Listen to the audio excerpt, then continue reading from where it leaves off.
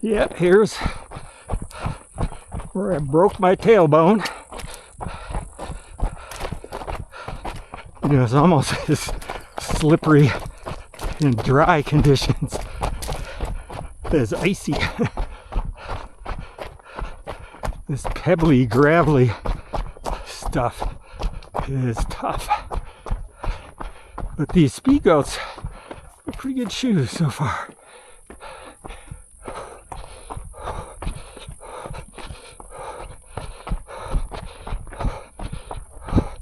I'm much more timid than I used to be. I guess that's the foolishness of youth.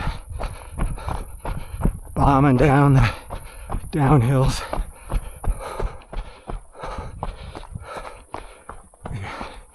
You crash and get hurt enough. I guess it knocks some sense into you.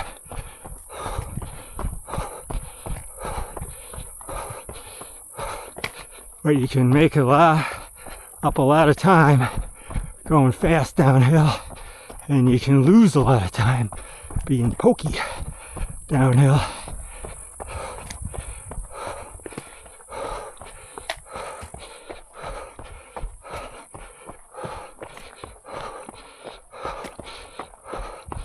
There was this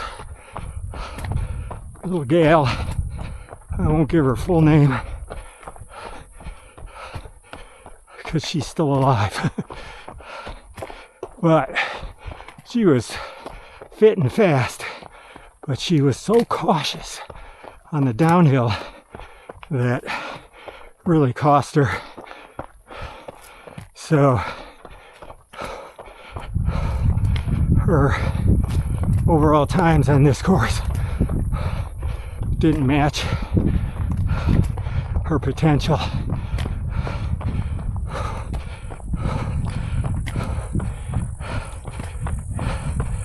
As I used to like to say,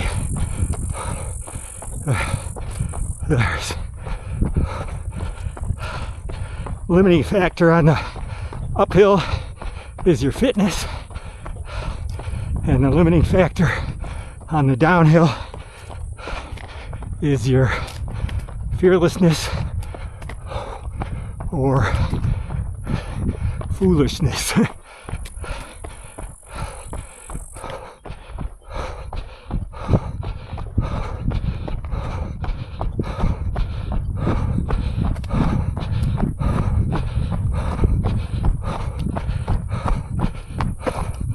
And the best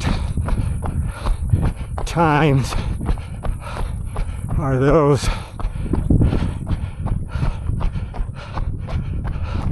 that are adept at both.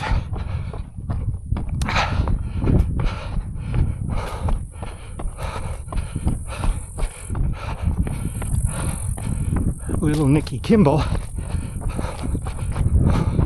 I can say her full name because she's a world-renowned, world-class athlete.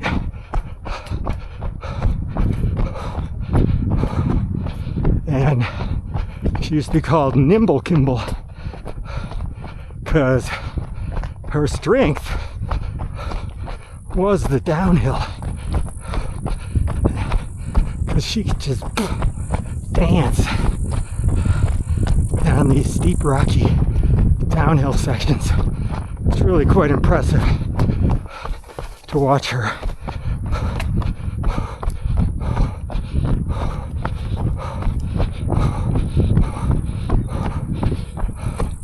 There was a movie made of the Ridge Run. I can't remember which one it was, the first or the second one,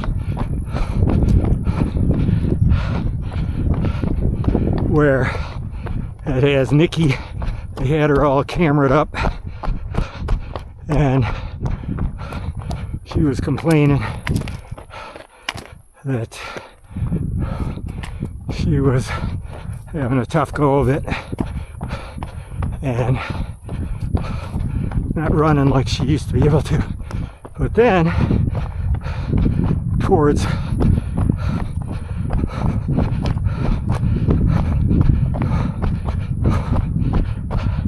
the end of the race, she caught the first place gal because she was so much faster on the downhill.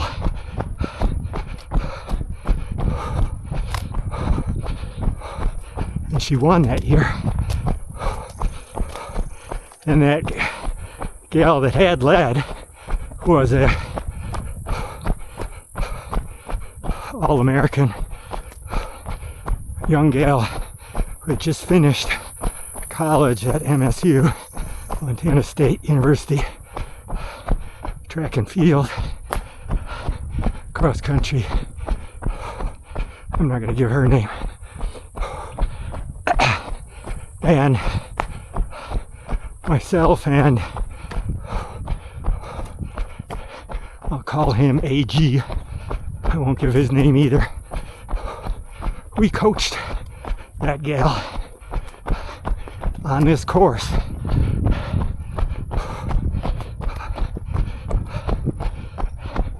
And she was in good shape, obviously, being I think she was an All-American, NC2A, some discipline.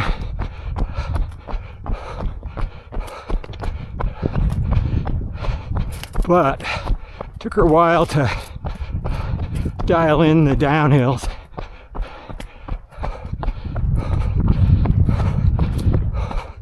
And I remember she had tripped a couple times and got pretty banged up, cut up on the sharp limestone. But over the summer,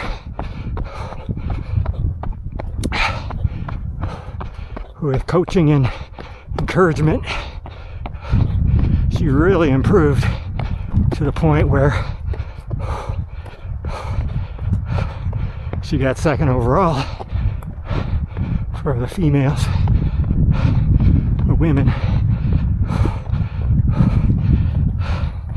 and nearly won. Getting beat only by a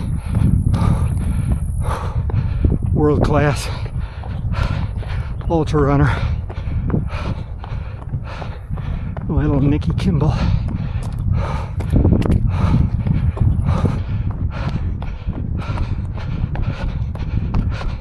Yeah, this is a runnable section. It's got all these rocks poking out, and the vegetation can hide them. And late in the game, after running for hours,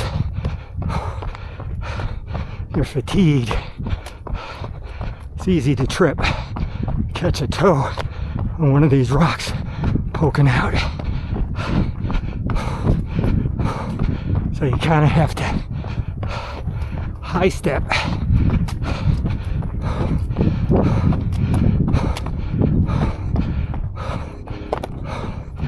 Lift the feet.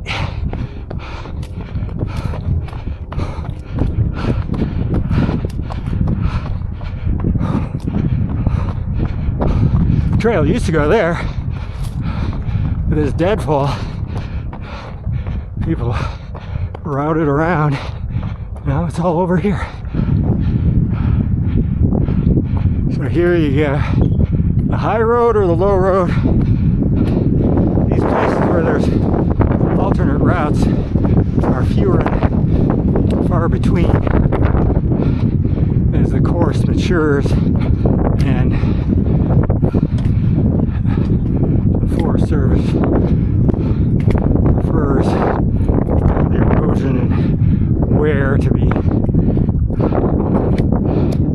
centered in one location.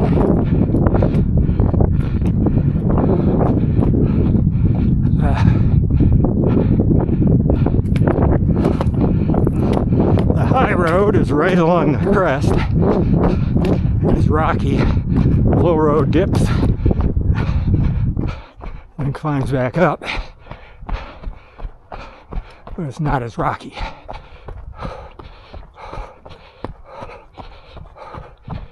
All right.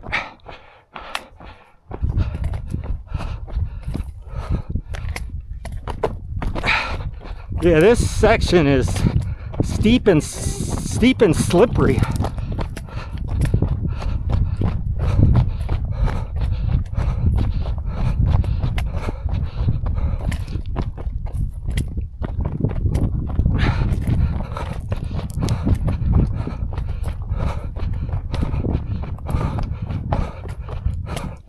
Before this got all worn in, a lot of times you just bolt right down, straight down through the deadfall and vegetation. I think that actually had hidden obstacles, but it may have been faster.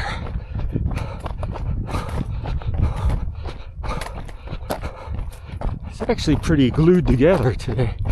I've seen it a lot worse.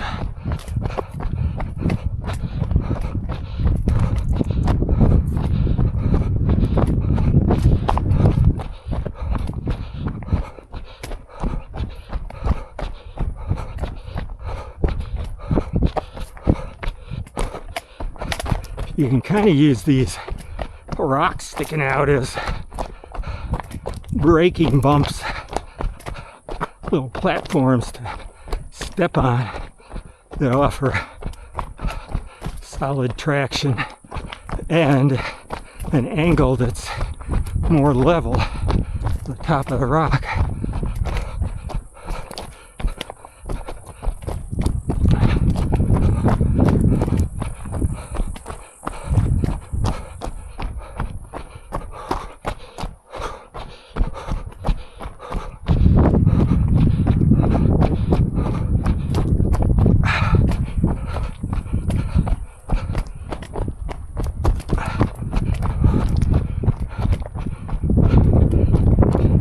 There are places where wearing a cap with a bill, a shade bill, blocks your vision and you may hit your head on a branch.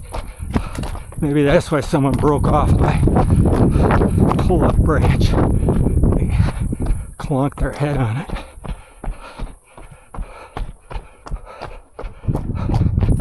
So one thing you don't want is shoes where your foot slides forward and jams your toe into the front of the shoe. So you want a roomy lengthwise shoe, but one that holds your foot in place. I did notice my foot sliding a little forward in these speed goats. I think I commented on this before. It's the sock insole interface. I have some insoles that are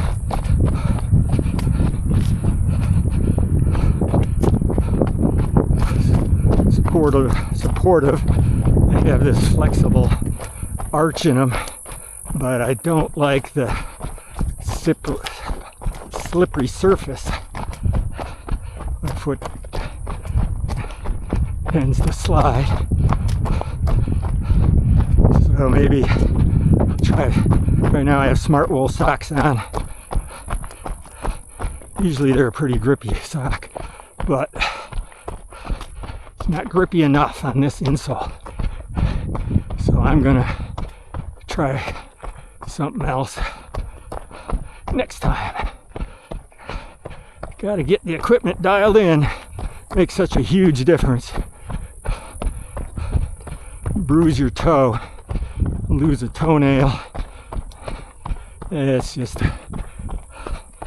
some people say that's just par for the course, but it makes things kind of miserable.